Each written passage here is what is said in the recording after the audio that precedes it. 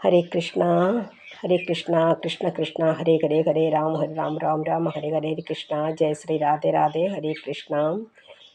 പ്രഭുജിയുടെ ഭൗതികഗീത യഥാരൂപം എന്ന ബുക്കിൽ 7ാമത്തെ അധ്യായത്തിൽ 27ാമത്തെ ശ്ലോകമാണ് ഞാൻ ചൊല്ലുന്നത്.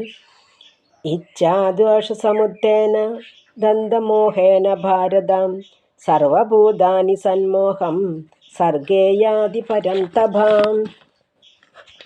പരിശുദ്ധ ജ്ഞാനമായ ഭഗവാന്റെ ദാസ്യമാണ് ജീവാത്മാവിൻ്റെ മൂലസ്വരൂപം. പരിപൂർണ ജ്ഞാനമായ ഭഗവാനിൽ നിന്ന് ജീവാത്മാവ് വ്യാമോഹത്താൽ വേർപെട്ടു പോകുമ്പോൾ ജീവൻ മായാശക്തിക്ക് അതീതപ്പെടുകയും അതുകൊണ്ട് തന്നെ ഭഗവാനെ അറിയാതെ പോവുകയും ചെയ്യുന്നു.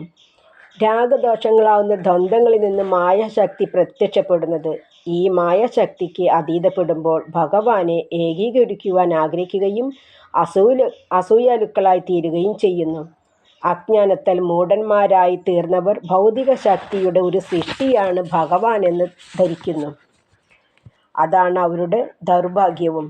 അവർ ഭൗതിക ശക്തിയിൽപ്പെട്ട് മാന അപമാനങ്ങളിലും സുഖദുഃഖങ്ങളിലും നന്മതിന്മകളിലും ഇതെൻ്റെ വീട്, ഇതെൻ്റെ ഭാര്യ, ഞാൻ ഈ വീടിൻ്റെ ഉടമസ്ഥൻ, എല്ലാം എൻ്റേതാണ് എന്ന ചിന്ത നാളുകൾ പോകുന്നു. ദ്വന്ദ്മോഹങ്ങളാണ് ഇതെല്ലാം. ഇതുകൊണ്ട് തന്നെ ഭഗവാനെ അറിയാതെ പോകുന്ന വിഡ്ഢികളാണ് അജ്ഞാനത്താലും ദ്വന്ദ്മോഹത്താലും പോകുന്ന ജീവാത്മാവ്. ഹരേ കൃഷ്ണ കൃഷ്ണ കൃഷ്ണ ഹരേ ഹരേ.